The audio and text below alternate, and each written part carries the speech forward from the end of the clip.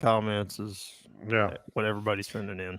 All Or I right. can just write it on a piece of paper and hold it up to the screen like That's Caleb. that like Caleb was Yeah. doing. I couldn't read half that stuff that he was doing. But all Let me right, get so my we are let me get live my now pencil. on we're live now on YouTube. Cool. So what you just said about where all the bodies are buried, you probably don't want to repeat. Can we But delete that? we'll Rewind. rewind on Rewind. that. He didn't hit record. Don't worry about it. Yeah, hey, this is the best thing that ever happened. I don't have to hit record. So we'll have some comments. We'll elevate the conversation that way.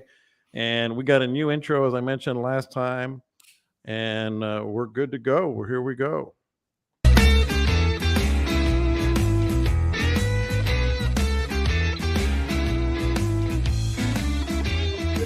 To the Bite Me podcast, I have a hunch that it's going to be a pretty frisky and lively podcast show because some of the topics we have are really awesome and some of them are controversial and maybe not altogether truthful.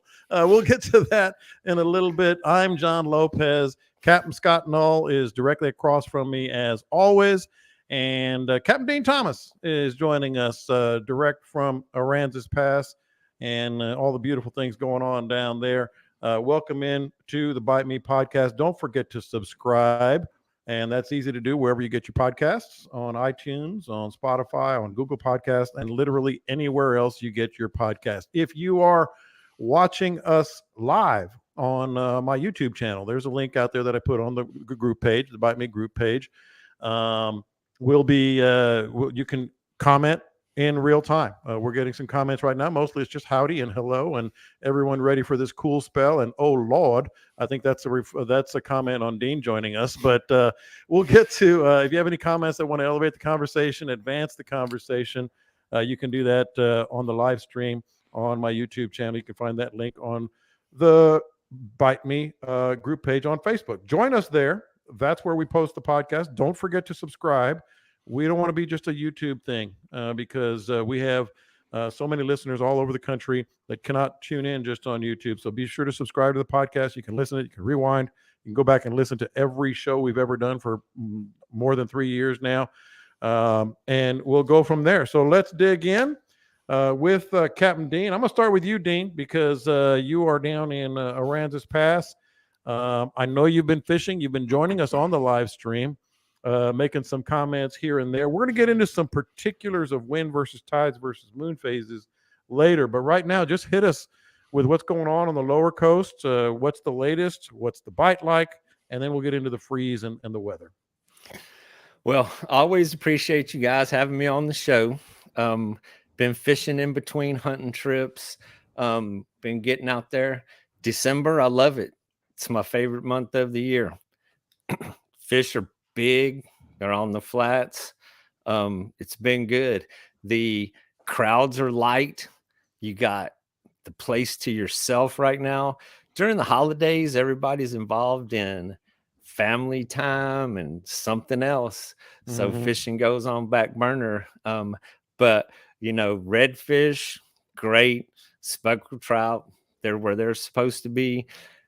Fixing to be a big change coming up, but the 1st of December has been great. A lot of big fish. Has it been delayed? Has the November that we all love been delayed into December, been kicked into December with all that wet weather and stuff that we had up here? Is it different down there? Man, it's just the time. Regardless of the warm weather, the rain and stuff, when the days get short, the fish are going to do what they're due seasonally. I mean, day to day, week to week, we have things that alter that for a couple of days, but the season is just there, so it's the fish are driven by the amount of daylight. That's a big factor. And we're December 21st here in a couple of days, the shortest day of the year. So regardless of the variables, which are changes, the short-term changes, it can always depend on December to be great. And that's in every area that you're fishing down there. I mean, it's just active is what you're saying. Yes. And so the ultra shallows have been relatively warm. we had a couple days like 2 weeks ago. We were out in short pants. I mean, I was barefooted in the water. The water temperature was awesome, man. It was like beautiful. And the fish, even though I was very comfortable, the fish were doing what they normally do. They were creeping slow through the grass. You had to be fishing on the bottom. They weren't hitting top waters. Spotting mud boils and mud stirs and those things opposed to tailing fish. And when the sun came out, you could see them. There was some good sight casting. We had reds that were just swimming around your feet, just slow cruising. And when they spook, which is very typical this time of year, they don't flee. They don't swim 100 yards where you can just watch them until they leave the flat. They move like 20, 30 feet and they set right back down. So it's been normal for us. I mean, except for the wonderful warm temperatures that's fixing to come to an end. All right, Scott, let's get into the news of the week. We like to be timely here on the podcast. And it's going to be a cold mama. I mean, it's cold. It's last I saw this morning, I don't know about where you are, but up here, I believe 18 degrees overnight, Thursday into Friday. Some areas are going to be colder than that. And we're all a little shell shocked still, Scott. And I'm going to get Dean's comments on this as well. But give us the answer on, oh no, is this going to be like 2021? I don't think it's going to be like 2021. We've had some warmer weather, but we've also had enough cold weather. I mean, my water temperatures are mid 50s right now. So the fish are already acclimated. I think what happened to us in that February freeze, part of it was we had a warmer spell. We got super cold. The biggest thing was it stayed cold for so long.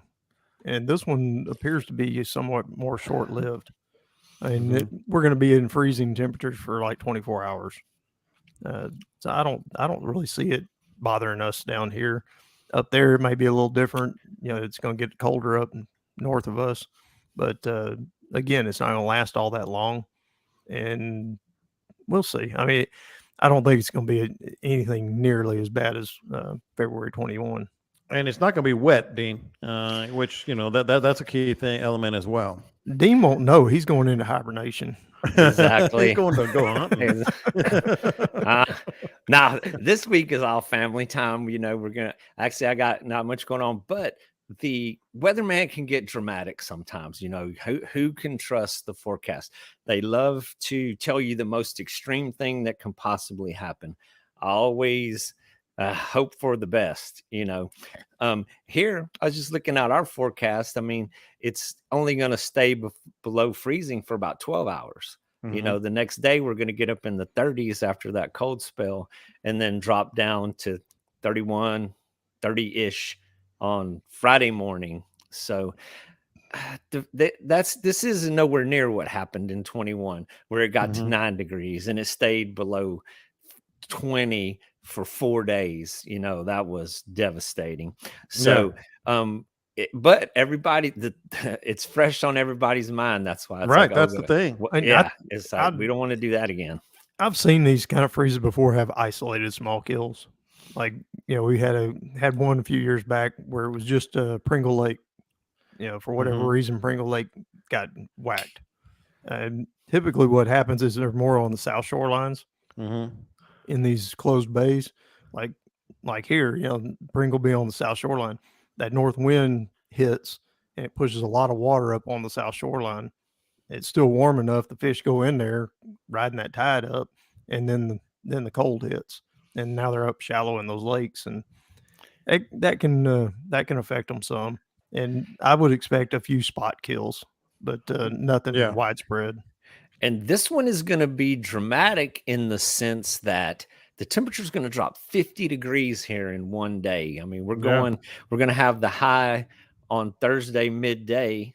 I mean, like Wednesday 60s. Tomorrow. No, Thursday. I got the 60s in Thursday, and then Thursday night overnight down to 18. The forecast here's got 70, 72. Yeah. And then dropping to the forecast says 20. If it gets to 20, I'll be a little surprised with that one. That might be a little dramatic. But so when it drops that dramatically in a short time, some of those fish are going to get caught on the flats. And but I don't see it killing fish. It's just it's not going to be to the point where it was in 21, but everybody's worried about it. Everybody's concerned because once you see it happen, you know, it's still fresh on your mind. But it's early right now. So I got I got my pipe insulation, went to the store. I'm wrapping pipes, even though I'm not really concerned. There's a lot of winter left. You know, February. Well, you got that big garden, man. You got to get all that stuff. Man, it's a bummer, dude. I'm gonna start moving plants. And, it's a pain. I was hoping for a real mild winter, but it don't look like that's going to happen. But there's a lot of winter left. I mean, we have all of January, which can be brutal. February is when the killer freeze. It was actually late in February. It was like February 14th. So I'm going to wrap the pipes anyway. Yeah. Just to show you how dramatic this one's going to be. I'm just looking at the wind app. We're at 5 miles an hour, 2 miles an hour all morning on Thursday. Up till noon, it's 7 miles an hour. And it's damn near 70 degrees. At 3 p.m., at 6 p.m., 35 gusting to 41. Straight north. And dropping like a rock, man. Right. And we don't get the drop. I mean, it doesn't blow in my neighborhood because of the angle of the bay, the directions. The wind doesn't push the water offshore like it does in Galveston Bay. It is so different. I mean, if you look at the map down here on our part where the coast bends, the north wind almost blows onshore or blows parallel to the shore. So we don't get the dump that you guys get, which can be way more dramatic because those fish get left in no water. Well, I'm glad you're here then. Another thought about that though. So when I was out there, the mud, the bottom, it holds heat. It holds that temperature. So the water temperatures got really warm last week where I said I was out there barefooted in my kayak, you know, with my feet over the side, and the mud is going to retain a lot of that heat. So even though it's going to drop 50 degrees in one day, that's kind of a little backup plan. It's like a little warm blanket down there. So, well, we also have pure sun right behind it. This front's not going to be one of those that stays around and it's all dark and gloomy and cloudy like that last one was. So you get that sunshine, that mud will heat right back up. Once that wind dies down a little bit. That's a big part of that too. Well, you guys just hit it perfectly for the transition I wanted to make on this topic, because I have a good buddy, actually, Captain Pat Gardner's dad is a real lifelong friend of mine. He's excited. I mean, he is, Scott, I'll start with you, because he's like, Johnny boy, he always calls me Johnny, goes, Johnny boy, it's getting to be that time where it's cold in the morning, that sun comes out and it's going to be on. And I'm like, yes, sir, it is. And I think that's exactly what you guys were talking about. Behind this front, there could be some good prospects for some big trout. I'm guessing. I want to get you guys' thoughts. I'll start with you, Scott. Stick to the edges of that deeper water, and they will start creeping back up. As soon as that sun comes out, and the warm water is going to happen up shallower first. And they're sitting off those deep drop offs with this cold. And once that heats up and the bait fish get to moving, the reds and the trout are going to follow them right back up there. What do you think, Dean? Well, and I see we have a question about how cold do the flats have to be to make them move. And, you know, whatever the number is, I don't think this is a specific number matters, because we're going to have warmer temperatures now that are going to drop, and that's going to move fish off the flats. In January, the water temperature can be 55 degrees, and then we get another cold front, and then that's going to move them once they adjust. So there's not a specific number that makes them move. It's the drop from that current condition that makes them move. But speckled trout are going to be on the edges of the flats. They're going to be over here in my neighborhood. What happens is we have the Aransas channel that goes straight to the Gulf, and we have the Lydia Ann channel, and we have the Corpus Christi ship channel. So there's not really islands, but there's humps. There's sand humps. There's deeper flats that are maybe 4 to 6 feet deep with some grass beds. And that's where those fish move to when they move off of the ultra shallow grass. And Dean, I want to stay with you on this because there seems to be an easier after a big freeze like this or a big cold front, then they kind of pattern in the winter mode. In my experience has been you kind of get a little bit of like they're going to be here in the morning and here in the afternoon, exactly what you're talking about. So again, like my buddies and I are kind of excited if you're going to be the wading type or get into some of these areas where you can get from shallow to deep. There can be something of a pattern in the winter, just like anywhere else. And it's gonna, and like I was talking a little bit earlier, it's just seasonally the fish are gonna do what they're gonna do. They're gonna be a little bit deeper. As it warms up, they move on to the flats. But for wade fishing specific to my area, Lydia Ann Channel does great. The spoil islands along the Corpus Christi ship channel, and there's huge spoil islands out there. I mean, they're big islands, and you get on the south side where you're protected from the wind, and there's large sand flats, and then there's just little piles, little contour to the bottom, and late December, January, February, it's kind of the number one go-to spot to start looking. So yes, the winter pattern does take over. They will there, but we'll see some amazing redfish still creeping up in 1 foot of water. Yeah. Through January and February. Scott, that's exactly what I was going to ask you about. What about redfish now? Do they pattern up in some way or form? They're going to come and go off the flats depending on what the day's weather looks like. If it's cloudy and overcast and windy and cold, they're probably going to drop off. And then when it clears up and it's sunny and it settles down a little bit and that water starts warming up, they're going to do what the bait fish do. Yeah. Whatever their food's doing is what they're going to do. And heck, was it 2 years ago? I guess it was a mid-January trip out of the blue kind of came up. Some guys were down here duck hunting and decided they wanted to go fishing in the afternoon. I told them, I said, it's hero or zero, man. They're a lot more grouped up this time of year. I find that, you're either going to find a whole bunch of fish or you're going to find miles of nothing. Yeah. And we pulled about a mile of nothing. And then all of a sudden we come around a corner and every redfish in Matagorda Bay was on that flat. And we sat there for 3 hours fly fishing, doubled up. I had one guy hook up on the bow, he'd step to the back, the other guy step up front, and they had never caught a redfish on fly before. Well, they did that day. And they asked me at the end of it, they say, how many fish did we catch? I said, I have no idea. Yeah. I mean, I was worn out from jumping up and down off the platform, helping them land fish. I guess. But, we didn't move 100 yards. And we hit those fish. So, yeah, interestingly enough, that's very much the scenario that we've had already, where we go across a lot of flats looking, and where it's just kind of quiet, no mullet, no bait. And then you find one area that they're just thick. Every sand hole for 200 yards has half a dozen redfish in them. And then we catch fish. Now you're just teasing me.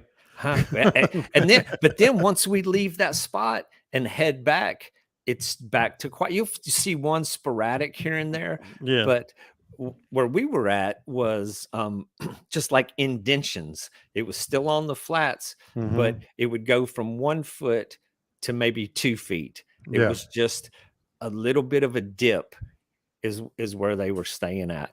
And so we have another question that actually that's what I was gonna say, Dean. You see it right there. And I actually thought of this earlier because you said, they weren't tailing you or they weren't up top and you couldn't throw a topwater. And I meant to ask you then, so I'm glad Rudy asked this question. What type of lure should we use this time of year? He fishes in Rockport and Aransas Pass. So that's right in your wheelhouse. And I was actually thinking that a lot of our listeners would want to know what you're throwing when you mentioned that earlier. And it's going to be soft plastics for the next 3 months. The topwater action, it goes away because they're not looking up. It's not what they expect to see. You're not going to see a lot of jumping mullet. You're not going to hear a lot of splashing on the surface. So dragging something that's going to swim subsurface. I've been throwing the K wigglers, the ball tail shad, rigged weedless, 1/8 ounce. is worked great on the grass, and that's has to be weedless because the grass is so thick. If you move out, like I was talking about the Lydian Channel and those other places, it's going to be a paddle tail with an 1/8 ounce jig that's going to go much deeper. So it's all about soft plastics for the next 3 months. Yeah, it absolutely is. And we're getting another question before we move on to the next topic with the watercolor. This is from A. Weller. With the watercolor and cold, what lures / corkies are you throwing in Matagorda East Bay? I last week, now Caleb's not here, so you're gonna have to settle for me. But last week when I was there, it was really good colored water. I mean, it was nice and trout green. And it was typical what Scott always says, something bright, something dark, whatever is bright right now. I would lean toward pumpkin because that's where I caught the most. And I also caught a bunch with the chartreuse, obviously. Pumpkin with chartreuse and a little bit of maybe kind of a pink with chartreuse was my thing. So that's that. All right, let's get into something really going to be hot here in just a second. All right, boys. So this is a question, and you hear me snapping my paper down on my desk because I know this is going to be a wild one. My only regret is that Captain Caleb is not here today because he would have something to say on this for sure. And I'm going to just say the question. I'm not going to give you any opinion of mine. I gave him my opinion, and I'll share that later. But I got this question under direct message. So I want to start with Captain Scott on this one. I have a question that could be a legal issue, which is always fun to get those questions. I think this is totally in you guys' wheelhouse, so here goes. I do 30 plus free trips a year for veterans and have done several auction / charity trips. All that to say I was called on the carpet, parentheses, by guides about running illegal charters. Even had the TPW, Texas Parks and Wildlife, hit me up both on the water and at the docks several times. So what gives? I've been tipped and had others pay for fuel or bait. I guess my question is, what constitutes a charter? I can't see many pros with becoming a six-pack captain. What has your experience been? I'm going to just leave it to you, Scott. The key elements here, though, I'll mention 30 plus free trips a year for veterans and several other auction trips, and has been tipped and had others pay for fuel and bait. Go. Good for you doing veteran trips. I appreciate it. We all do. I do a bunch of veteran trips. Dean does a bunch of veteran trips. We both give away trips to various organizations. I donate to CCA trips. Yes, I get tipped, by the guys on the CCA trips, but I'm also a registered licensed guide. I can accept payment for my trips. If you are not a licensed guide, even taking so much as requesting them to pay for your gas or pay for your bait or expecting a tip or getting a tip, you're taking compensation for taking someone out on the water by the rules and by the law, which is what he asked is a legal issue. He's illegal doing that. That's my understanding of it. I'm no lawyer. I'm not a game warden. I'm not a coastie. So take that for what it's worth. But the way I've read and been told in the past, if you take compensation in exchange for a trip, you are now a guide. Dean? And yeah, you can't, if you take people on your boat, it can't be gas money. It can't be tips. There's no money that can exchange hands. I would be interested to know what the game wardens told him if he was confronted by the game wardens and there were people on his boat, and what was their conclusion? What did they say about that? But there cannot be any money passing hands. I don't even think, and again, Scott summed it up pretty good. I'm not a lawyer also, but if there's even say, I'm going to take you out to dinner, I'm going to do a wink, wink. Yeah. What do they call it? Quid pro quo. That's also technically against the rules. You cannot take money. So here's another conversation that came up. I don't know if y'all have heard this one, but there's a lot of influencers out there on the internet who have a subscription where you can buy their information. You can subscribe to whatever channel they are, and they give specific information about you should go here today, you should fish here. And somehow somebody told me that the Coast Guard was getting involved with Really? monitoring those. But unless you're putting people, it's taking people for hire. That is the I mean, I could go stand on the corner and tell everybody in the world, give me $5 and I'm gonna tell you where to go fishing. If you're not putting people on the boat and transporting people on the water, I mean, I don't see how that could apply. But I've heard it come up in conversation more than one place lately about Coast Guard requiring the influencers to be licensed, which makes absolutely no sense to me, because it is about carrying passengers on your boat. If you're carrying people on the boat and they're giving you money, then you have to be licensed. I'll tell you guys what I told him now, because I didn't want to kind of contaminate your opinions before you gave them.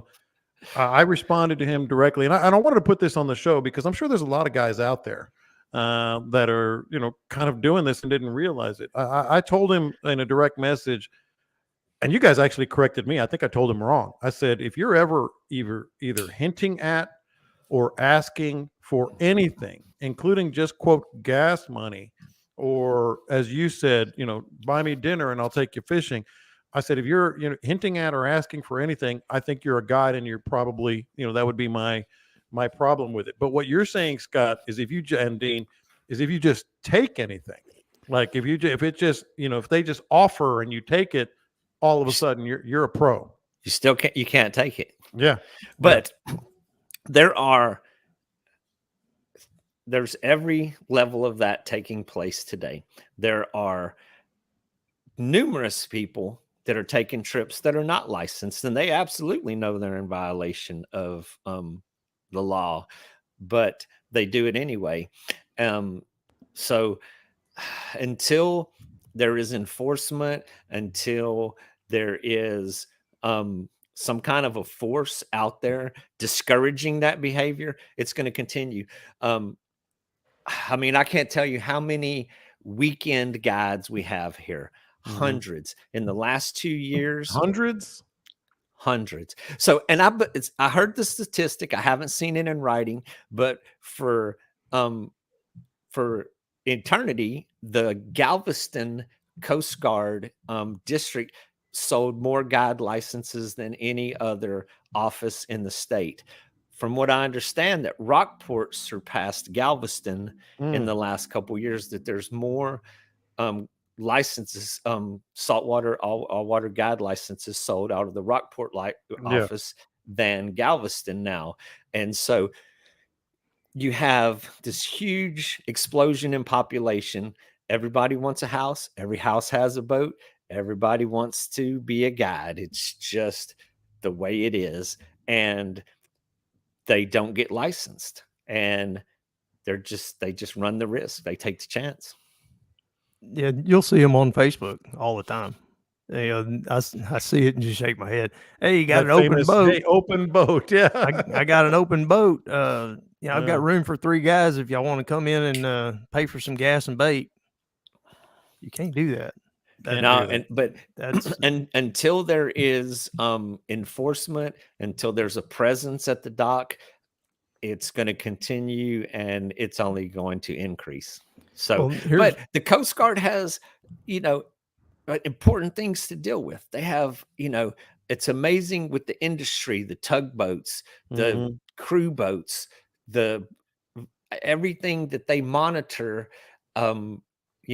Where does fishing guides fit into the priority list? How do they have time to get around to doing that? And then to make a case. So if this is actually going to be in legal terms, if you want to make a case against somebody, you have to have evidence. If it's ever going to go to a judge, you have to have proof that money exchanged hands. You have to have people that are willing to testify. Scott knows more about the legal system Yeah. and how to actually make a case get to court. And without evidence and without people willing to, testify, how does the legal ramifications ever play into this process? Well, And this is, go ahead, Scott. they have had some undercover operations over the years. Back when I first was around it, all you had to have was a guide license. You didn't have to have your Coast Guard license. Well, then they made it, where you had to have your 6-pack.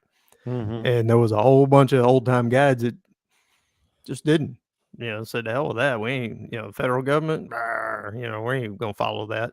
Yeah. And they started doing some undercover stings on them. And I heard of one just recently. It was a pleasure boat deal out of Oh, you told me about out this of one. Yeah, yeah. out of Clear Lake.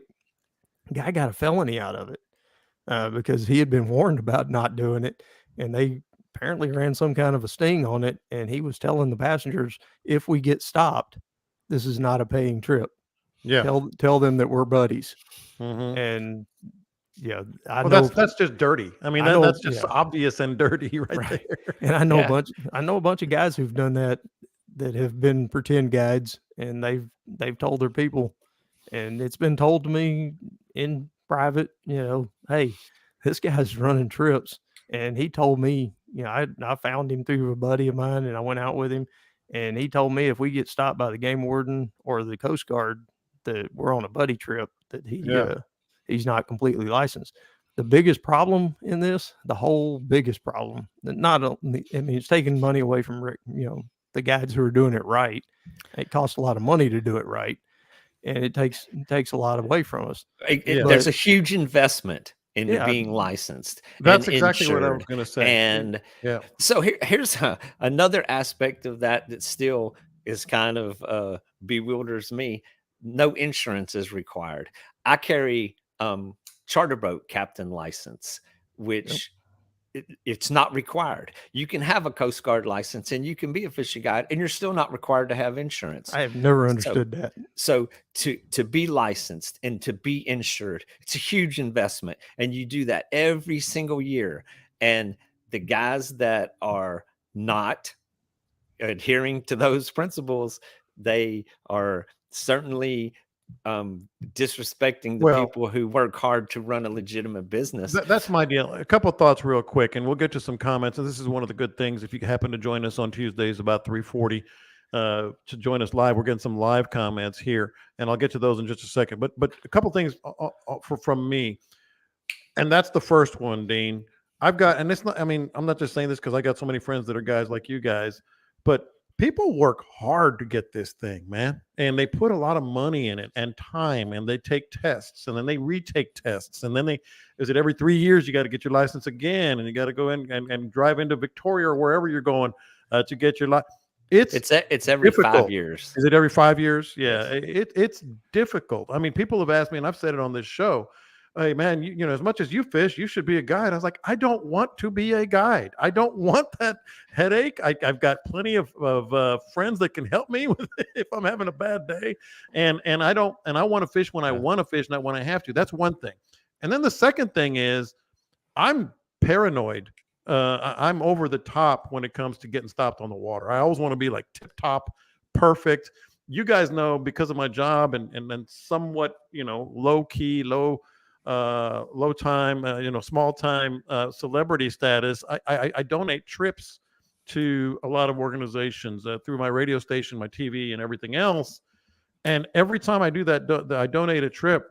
I tell the people up front, don't even think about giving me a thing. I don't want anything. I don't need anything. This is my contribution to the charity. One time, about 6-7 years ago, I found somebody, they were just being nice. I told them, no, whatever. And I had them out on the water for 7-8 hours, whatever. And they stuffed like a couple $100 in my tackle box. And I'm like, man, I hope that doesn't, I'm just paranoid. Like if I ever catch a tagged redfish, oh my gosh, I'm going to have to give it up. I mean, like that's one of the, I'm selfish. I'm still confident I'm going to catch that tagged redfish, or whatever. And I don't want to like have to give it up because some dude put $200 in my tackle bag. 7 years ago or whatever. So I'm paranoid about that. Don't do it. Now let's get to some questions here real quick. I knew this topic would take off. Some questions from some of our listeners. This sounds like something that would be in Scott's wheelhouse, so I'll start with you. The FAA tried to crack down on pilots posting flying videos and monetizing their videos. Do you think the Coast Guard could do that to YouTube fishing channels? That's kind of what Dean was talking about there, Scott. Yeah, that was what Dean was talking about. And I don't think it was so much the Coast Guard that was getting involved in it as it was Parks and Wildlife wanting them to have a guide license. But then in order to have a guide license in saltwater, you have to have your Coast Guard license. So it's one follows the other. But I think it was more of the Parks and Wildlife was the ones looking into this, getting compensation for giving fishing advice or locations or whatever. I don't see how it would ever pass any legal test. It just doesn't sound like it would. I thought it would only apply to transporting people on the water because Coast Guard wise, yes. It relates to I mean, interesting. I mean, I don't know. Yeah. I don't see, because how could creating a channel or it's just information. You're monetizing it, but you're not guiding. And that information is, I mean, it's just, you don't even know if it's factual or if it's true. Maybe I can't. Maybe I won't be able to cash in that redfish because of what I'm doing here. Oh my God! Now you got me scared. Now we got get that guide's license. Now we got God, I'm gonna have to get a guide's license podcast. Now. Yeah. So, and I still won't get the redfish tag. Here's another question. Even Go ahead, when it Dean. comes to the state, though, unless you're transporting people on the water or taking them fishing, I just don't see how legally they could require a license. That'd be a big hill to climb. Even if you're monetizing your own YouTube or Instagram or whatever it is, you know, there's a lot of way to monetize YouTube. I mean, there is. I see a lot of people doing a lot better than fishing shows. Well, I'm going to get to yours in a second, and also your Heroes on the Water video in just a little bit. But another comment, Dean, I'll start with you. Are all guides that advertise online a licensed guide? The answer there is no. I'll let you answer the next part. How do you find out if they are licensed? So be a good client. Interrogate your guide. When you call him and you're planning your trip, ask questions. Ask all of the hard questions. When people call me up and they're just interrogating me, I'm like, you've been on a bad trip before, haven't you? And you don't want to duplicate that. But try to know your guide is the best way to do that.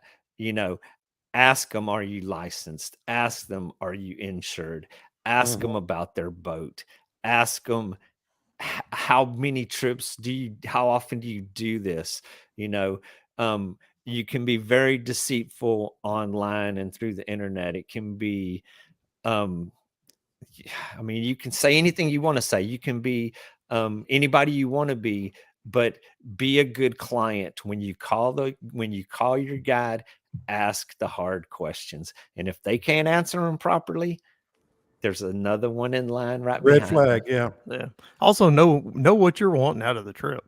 I mean, you know what I do. I mean, I put it out there. I'm sight casting redfish, or I'm going out on the tarpon deal. I had some guys that came in from Washington State a while back, and they interrogated the hell out of me. I mean, right off the front end. Okay, so are we using bait? No, we're throwing lures. Good. We want to go sight fishing for redfish, and you know, what kind of boat do you have? And I mean, they went down the line, and I said the same thing Dean said. And I'm sure you appreciate that. Yeah, and we got it all out front. And I said, "You've had a bad trip before." He said, "Yeah, exactly. We signed up to go with a guy out of Galveston who told us all the right things and said, yeah, we're going to go out and sight cast redfish." He said, "We ended up at the jetty soaking mullet." Yeah. Said, well, yeah. Y'all didn't see any redfish? He goes, "No, we saw some redfish, but they were already on the line by the time we sighted them." Yeah. And another really good comment right there. The guides that aren't licensed and they aren't making the investment, they're undercutting. That's exactly right. Guides that are making the investment. Ask them, why are you so cheap?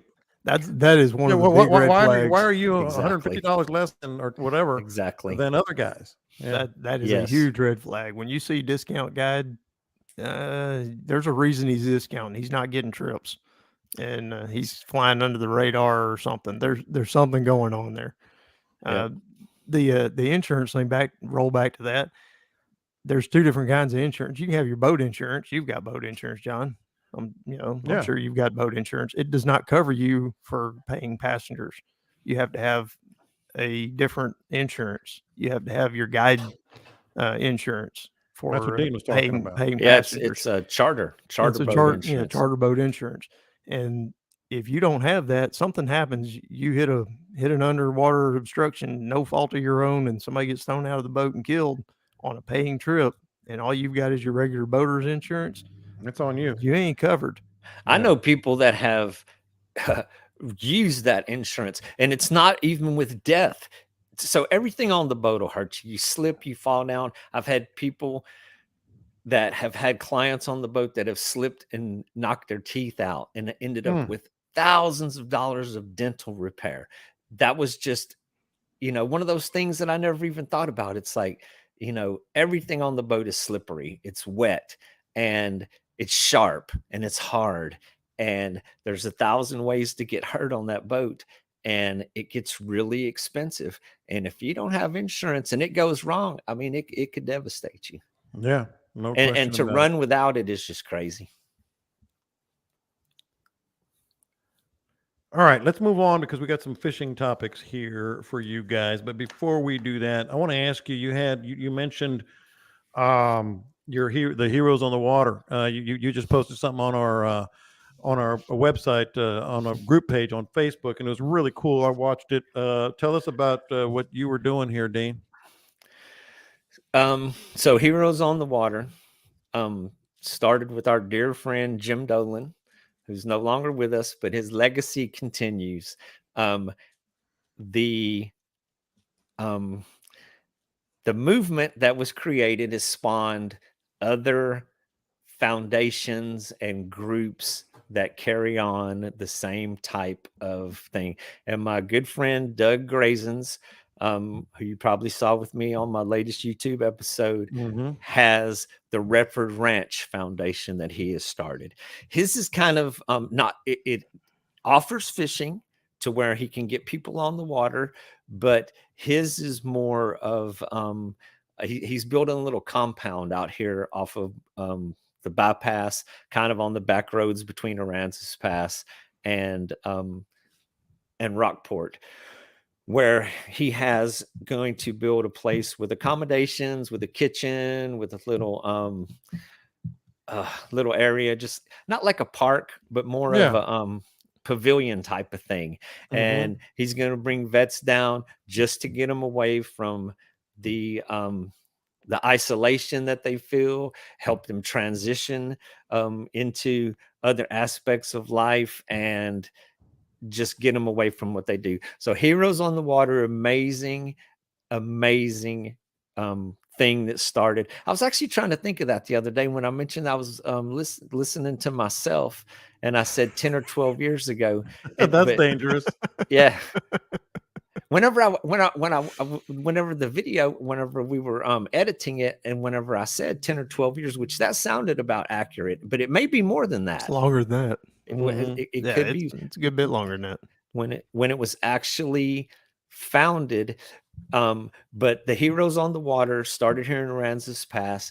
The chapters have grown to worldwide now. I mean, I actually know of one in New Zealand, Australia, Great Britain, and such as that. Yeah, and they're all over. I saw the Isle of Man chapter the other day. Wow. That was cool. Yeah. Oh, wow. They were on Facebook. So amazing program that has grown to serve literally thousands of vets across the country, across the world, and spawned other great ideas. Doug Grazens, my friend, he lives here in Aransas Pass, was good friends with Jim Dolan as well. Several other vets that have become lifelong friends, like family now, just carry on in that honor, carry on in his name, and promote that movement. And Well, the movement is the best way to describe it. I mean, it's people giving with the most generous part of their heart and soul to get these guys where they need to be. And every one of us knows a vet who didn't make the transition. It is a sad part of the story that some of our best friends gave into the bad side. And it was really interesting. So I learned so much from talking to those guys.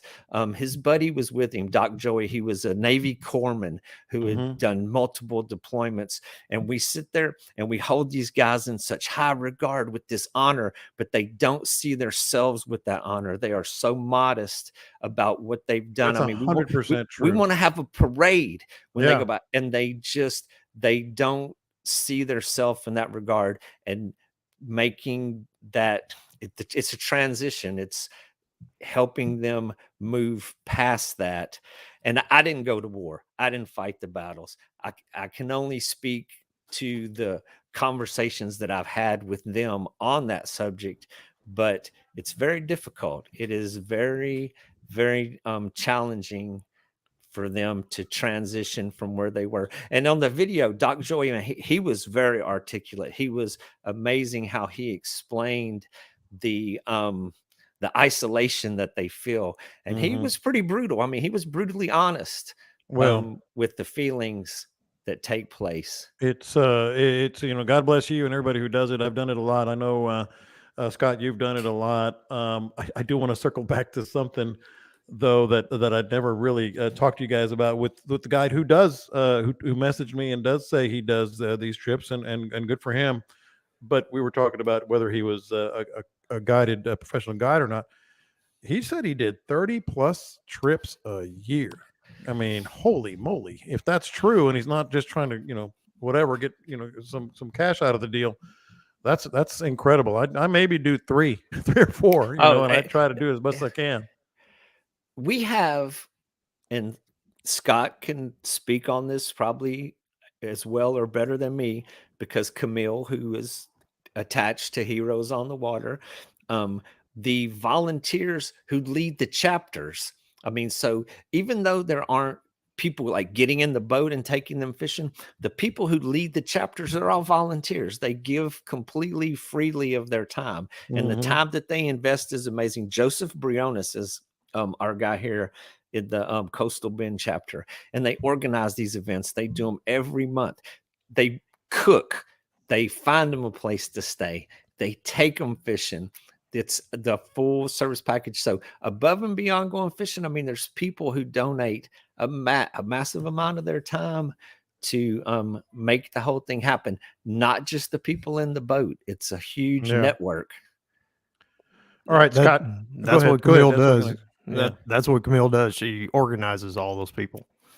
She's the national director of operations, and so she is constantly. I mean, she's on the phone in there right now talking to one of them, and she's setting up new chapters, moving boats around because they've got to have all this equipment, and all that comes through donations. Everything it's all donations. There's some companies that have donated large amounts, and then just individuals. And some of the chapters do their own fundraising. So it's amazing. I sit here and listen to her and watch what she does. And yes, she's in a paid position, but she ain't getting paid near enough for her 60 to 80 hours a week that she puts in. I mean, she'll be in here at 9 o'clock at night talking to somebody on the West Coast or in another country. It's incredible. Their time differences. She's for always those on the clock. For those who don't know, my family was very, very much in combat, and that's why it's so near and dear to me. I'm like you, Dean. I never, I know you were in the service, but you didn't, go to deployment. I was never even in the service. But I was not. I thought you were in the service. I went to the Army of Hard Knocks. Oh, I thought you were in the service, but just didn't get deployed. But anyway, my point is this: like my grandfather, I never met him because he was in trench warfare in World War I. Wow. And came back and died from mustard gas poisoning. And so but this was like right after my dad was born. My dad never even knew him. My father and my uncle were both fought in Europe in World War II. And my uncle got a Purple Heart, and my brother was fought in Vietnam and was attacked by a tiger, and got 2 Purple Hearts, and was in Marine Recon. I mean, he was up to his eyeballs in stuff. So it's always been very, very near and dear to me. Yep. And that's why when you see these guys now, you're like, yeah, I've seen that 1,000-yard stare in my brother's eyes, Right. and it just matters. And so that's why it's good. And so just kind of to come full circle, anybody who's doing it, it's well worth it, because I know we got another topic we want to get to here. Hey, I want to circle back go to ahead. Russ's question real quick. Yeah, that's what I was going to go to. So go ahead, you take it. So the kayak guide Yeah. is another one that is the same as the Coast Guard license. We have, I'll put it up there. it's the next one down. It's Russ. Yeah, Russ. Yeah. So we have a group that's actually running an operation over here at the Lighthouse Lakes, where they do sightseeing trips. So what it says, just to start at the beginning, Texas Parks and Wildlife does require an all-water fishing guide license, and you have to go to I just did my training recently. You do the ACA training. It's a 3-day course where it's called a trip leader, and you do all of your paddling instruction. You do all of the rescue instruction. You do first aid, you do CPR, and you have to take all of that paperwork to Texas Parks and Wildlife office to get a kayak fishing guide license. And so if you're taking people out and you're taking money, those are also required. But the enforcement is the missing link. There are people who are out there that are taking kayak trips, and the same applies. Grill your guide. Ask him those questions. Are you qualified to take me out? Can you save me if something goes wrong? And I feel like there's way more potential for disaster on a kayak fishing trip. Sure. And there's no safety net. You can't, if somebody goes down, you can't just hit the key and meet the ambulance at the dock in 5 minutes. You are out there, and there's going to be so much more time. So the training that goes in to be a licensed kayak guide is very extensive. It is not easy. I did mine. I renewed mine about 6 months ago. And the instructor actually is Patty Carruthers, who's here from Texas. She's been with ACA. She's one of the leading instructors in the country. She came down here with me and 2 other guys and trained us for that. So there are requirements, and your guide should have those. I mean, if you are a good client, a good customer, you want to ask those questions. But it is 100% required if you're going to take people on the water for pay. All right. And I can name them here. There's here in town that are not licensed. You got something, Scott? Back to our good friend Jim Dolan. That's how we all got to be such good friends, was rescuing him twice. Oh, yeah? Within a matter of 5 minutes. Twice. Yeah, that's All why right, his well, that's why his deviate. nickname was. Let's deviate. I got to hear this. That's why his nickname was Double Dip. Oh, yeah. And we didn't get, and that situation, we didn't have a long way to get back to land because Thank it was God. only 20 feet from the shoreline. Oh my God. And he's under his kayak. Where? And then he was went under his 5 more kayak feet again? and went under it again.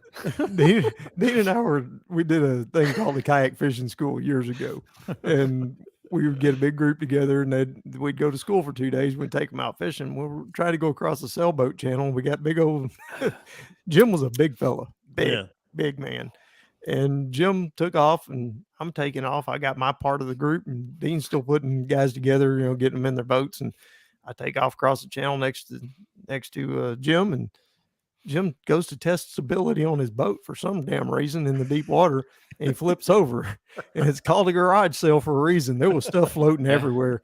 And back when we did the kayak fishing school, the first section that we started off was kayak safety. And I always sit there and tell people, I was like, It's going to be boring, but it is the most important aspect. Don't do of that. this All you had to game. do was just point to him. Yeah. Oh, Well, oh, we hey, got we used that story repeatedly. lot. We get him all back to the back onto land where he can stand up. We put all his stuff back in his boat. I take off to go get my guys, and I hear a splash. I turn around, and he has done it again. Yeah. In the And same then, place. yes, yeah, and the rest I'd of have the given group, up. I'd the have just rest said, of "I'll the see you group guys." was just dividing and going around him and headed off into the wild blue yonder. I thought Oh, for my. sure that day Jim Dolan is never going to kayak again after he fell in twice. And then look where he ended up. Yeah, They had yeah. heroes on the water and loved kayak fishing and Dude started is a this whole legacy. movement. Oh, I'd have stopped right there for sure.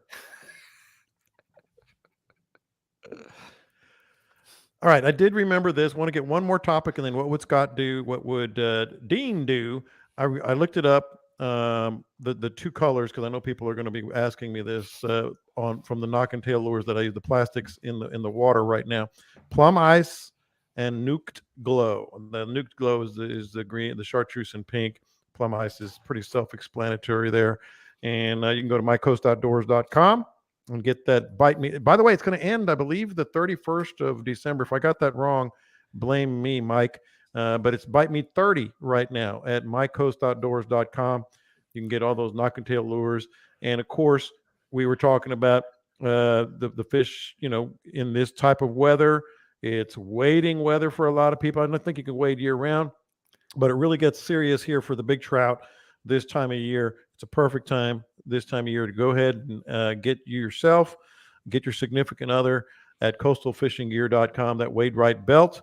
And you can use Bite Me 20 for the Bite Me combo. It has everything you're going to need. I use that exclusively when I wade, and you get 20% off right there. All right, before we get to what would Scott do, what would Dean do?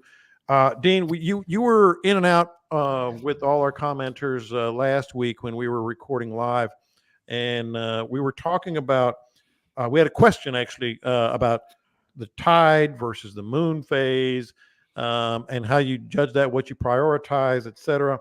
And I said, well, if Dean were here, he'd be telling us wind, because down south on the lower coast, you're probably the first thing you look at is wind, or you tell me. The first, of course, is the wind. It hates me. It hates everything I do. It hates everybody. And but the full moon, I don't. So, and I've had this conversation a lot lately because it's just so happened that the days that we've been out kayak fishing the most have been through the full moon phase. I've been at the ranch hunting during the new moon, and when I was back, I was like, man, how do I keep ending up on this full moon? Mm-hmm. But I think that seasonally it has a larger effect at other times of the year. In the winter, I don't find the full moon to be as dramatic as it is in the summer or the springtime. And so also talking about the big trout season, trout are spawning, or they will start to spawn in January. So that also brings big trout onto the shallows, which makes it trout season. It makes them more likely to be caught, or you'll see more of them. But the full moon has been a big part of the game.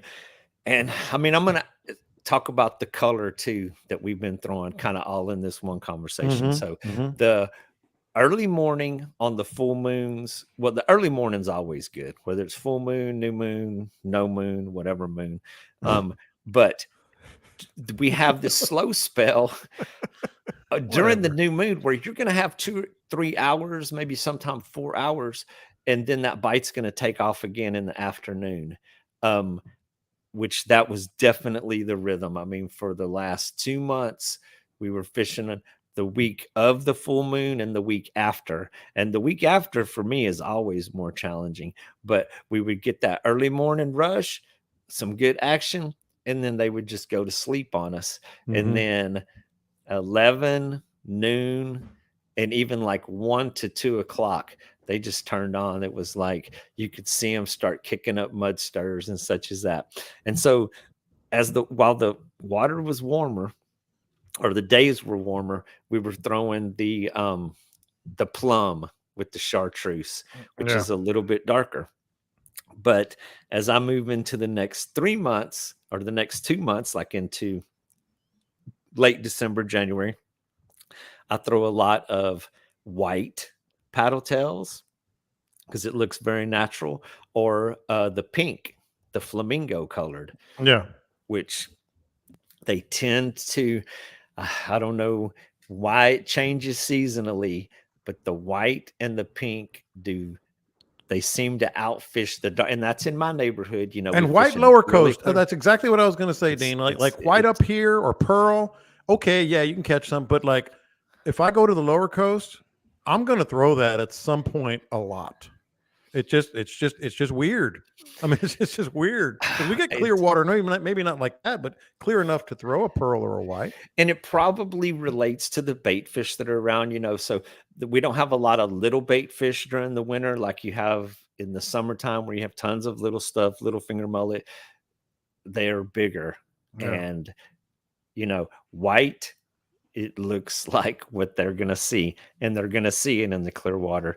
So it'll turn to, I hook up the white, the pearl, and the pink during the colder months, or when the water temperature is really cold. What do you gonna think, ask you, Scott? it's almost like you listened to us last week talking about the moon. Yeah. I mean, it's pretty much exactly what Caleb and I had been doing and experiencing. There was a time when you used to throw the DOA shrimp, and some of the most fun trips I had with you over years, standing on the sandy area that was about ankle to knee deep, and we were fishing 5-6 feet of water with a grass bed, and you called it ticking the grass, and we'd throw that thing out there and we just slow roll that shrimp just real easy, where you could just almost feel it kind of tugging on the grass, and then it would just stop, and there would be a trout on there. Those were as far as slow fishing, slow rolling, I'm not real big on it. I like sight casting and all that. There was something about that was just fun. It would just be like you're ticking. You're feeling a little resistance, and all of a sudden it would just get heavy. I didn't think you were on there. I didn't think you were paying attention, but I still tell people that. And the best way to describe it is if it's ticking the grass, if it's almost like, and that brings us to the question that's up right there about consider using weedless hooks when fishing deep. Absolutely, because you want it to touch the bottom. And if you are in the colder months, the grass, our grass over here, it's like the grass in your lawn. It dies back to stubble in the wintertime. It's alive, the roots are there, but it doesn't have that lush stuff growing on the top of it. So you're ticking that grass, but yes, using a weedless application would work very well. But it's going to cost you some hook sets at this point, because it's like Scott said, it just gets heavy. They don't hit it and run with it. It's just something in the rod tip that you changes. will figure it out though. When you miss enough early, yeah, you're like, okay, that was a fish. There's something really cool as a fisherman when you figure out a soft bite and you start hooking up consistently, because you feel like such a smart fisherman, like you got it. Exposed hooks will more likely hook a fish when it's colder. Exposed hooks. I think that's why that DOA works so well, because it settles so soft and it doesn't fall down in the grass, and it rides hook up. And it rides hook up, and we can just ease it along there on top of that grass, and then the hook's still exposed. By the way, I turned my hook upside down on a couple of lures last week, Dean, just for you. Excellent. Excellent. And I caught a couple fish that way. I see. Genius. I think Scott said that you can catch them either way. You can. I mean, you got to it. Just you got to stupid. You got to trick them sometimes. They don't see that. They don't see that. I was like, you know what? I'm going to do this for Dean. I just turned it the other way. Everybody puts the hook on the other side. The fish know that. Yeah, they're smarter. All right. I don't think the what would Scott do and what would Dean do is going to be very long today. I think it's going to be pretty straightforward. So I'll start with you, Scott. What would Scott do I think Scott would look at the weather report if I'm Yep. reading your your mind here Yep. and say, I don't know, Well, but it'll get I better don't know. after I the mean, after the front. It'll get after the better. front, I After, think it's going to be fine. yeah, after Friday, yeah. If you can get out there Thursday morning, I would go Thursday morning. I'd be off the water by noon, but I'd Yeah, go because it's going to Thursday be morning. 60s. I mean, it's going to be 60 in the 60s and less than 5 miles an hour on the wind. Mhm. Pre-front before a big front like that, I think it's going to go off. Yeah, Anyway, but by noon, get the hell off the water. yeah. I mean, it's dangerous kind of stuff, gusting to 45 miles an hour. But then, I mean, it's short lived. So by Friday afternoon, it's starting to settle down. Saturday morning, if you got the hall pass to get out on Christmas Eve morning and afternoon, I would go in the afternoon if you could. You probably, I mean, you're either going to get divorced or you're single already. But go out there, hit that afternoon. That's a good line. Yeah. I like that. I mean, let's just be honest about it. Yeah. But yeah, it's going to be sunny and cold, but sunny. So I would expect those fish to start moving up onto the flats a little bit with that sun by the afternoon. Same thing on Sunday and Christmas Day. And most of everybody's going to have the 26th off since the 25th falls on Sunday. Now, this is a solid. What would Scott do here? That's the same thing. I mean, it's all the winds. I mean, starting about noon on Saturday, everything's 10 miles an hour or less in my neck of the woods and steadily warming up. By Monday afternoon, it's 60 degrees again. So with that warming trend and a lot of sunshine and light winds, I would expect that water to start warming up and those bait fish start moving, and it would be big trout time, I would think. What do you say, my man, Dean? Well, what Dean is gonna do is gonna. I didn't say what I'm gonna do. I'm gonna say what would. Well, I'm gonna tell you you do. what It's not I what am you're going to do. It's what would you do? What I am gonna do is I'm gonna stock up on hot cocoa, and I'm gonna get my Snuggie, and I'm gonna make sure my Netflix is up to date. Be some indoor activities. No, I couldn't agree with Scott more. The initial front, it's gonna be brutal. There's no sense in risking, safety to be out there in that situation. But by Monday, it's back to business again. Yeah. But this is gonna be a big change in the program from where we've been for the last. Ain't gonna be no short pants, ain't gonna be no bare feet, and it's time to bundle up and hit the bottom. Even there was a couple questions that went by there about the different hooks, and yes, wide gap hooks, slow retrieve, edges of the flats, edges of the channels, the drop offs, the drains, and fishing slow. And when you do get one hit, stick to that area. That's not a lot of, with me, there's not a lot of exploration at this time of year where you're just roaming and looking and covering a lot of area. I go to specific spots and kind of focus on one area and be very detail oriented and work every square inch very slow. And, they're there. That's another thing about wintertime is that when you know where they're going to be, getting them to bite is the trick. Exactly. There's not a lot of roaming vast flats looking for one here, one there. They're going to be at those drop-offs. They're going to be around those drains, but they're going to be lethargic. So getting them to bite is a meticulous process sometimes. All right, boys. What a great show, man. And hopefully we answered all the questions. If you want to ask us questions live in real time, we generally record, and we're going to record next week too. We're timed out just right. We'll because Christmas is going to be over the weekend, and we'll do something on Tuesday, maybe even a little earlier or later, depending on my guys' schedules, since it's a Christmas holiday. But we will let you know. You can watch us generally at 3:40-ish on Tuesdays. We record. We post on Wednesdays, and we want you to subscribe. Don't forget to subscribe. That's very important for the podcast. So we can keep giving you this product and keep enhancing the product as we have with this YouTube channel. Before we go, Dean, anybody that wants to get a hold of you, .com. Hit the email. slowrideguide.com. Hit And the email Scott, and yep. yeah, And it's not slow guide ride. it's Slow Ride Guide. Slow guide. Slow guide Slow ride. Guide. We'll figure it out. And of course, you can get to scottandallphotography.com for your prints. Great for Christmas. And certainly some Bite Me gear, etc. All right, boys. We really appreciate you joining us. We're going to do it again next week. He's going to be a semi-regular with us whenever it can fit into his schedule.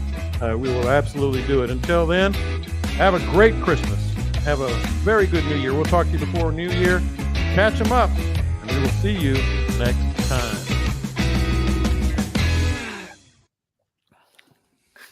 Well, all right. Always a pleasure, guys. Appreciate